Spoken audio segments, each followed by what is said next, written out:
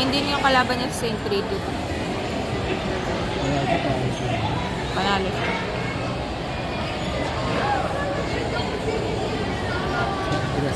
Eh, no, ganyan yung sinasabi ko sa'yo. Dito nakaganito lang kamay mo, pero na. Oh! O, diba, takot ka sa kanya. Ano yan? Tumatay mo?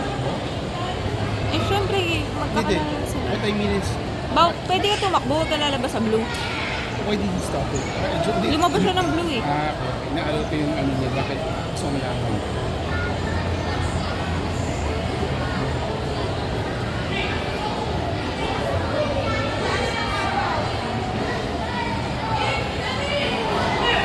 Wala na, umout na siya. So, talo yun. Hindi. Ewan ko. Ayun. Boom! Go! Ay, Lakas. Hindi ko na nakita. Punta ka na sa kabila, tignan may score. Kick! Kick! Utak! Ilang beses niya yung pinabagsak eh. Dito hindi, dito hindi. Nakalamig yun. Ay, sorry.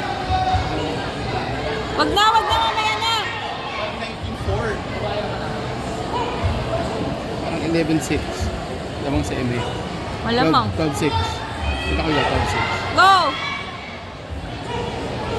Ah, diba? Natakot na siya eh. Nung una hindi eh. 12-7. Yung dati. 12-9. Puta, ang bilis yung scoring. So, talagang hindi ka pwede makampante. Dapat hindi ka na non-stop sa sipa. Go, ate! 12-11. Boom!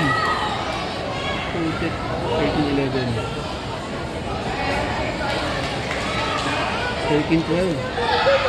15-12. Sipa! Ang yamado nito, ng kalaban na to, head kick. Kaya siya lumapit sa ano ni Eme, sa score ni Eme, head kick.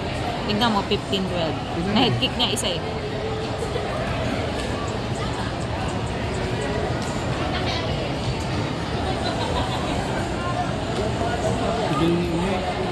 Oo nga. Pag sa palakasan sipa, 10 agad puntos na.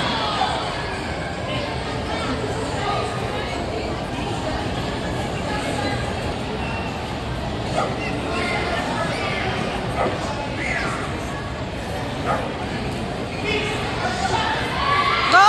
Go! Go!